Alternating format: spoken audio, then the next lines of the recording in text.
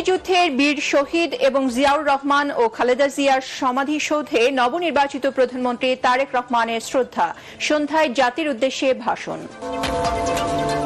১.৫ বছর বন্ধ থাকার পর খোলা হলো কার্যক্রম নিষিদ্ধ হবিগঞ্জ জেলা আওয়ামী লীগ কার্যালয়। জুলাই যোদ্ধাদের অগ্নিসংযোগ।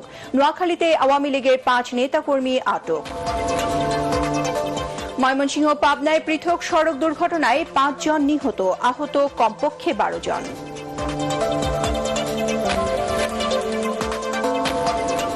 নেত্রকোনার সীমান্তবর্তী দুর্গাপুর ও কলমাকান্দার পাহাড়ি জনপদে বিশুদ্ধ পানির সংকট। কার্যকর উদ্যোগ ও স্থায়ী সমাধানের দাবি ভুক্তভোগীদের।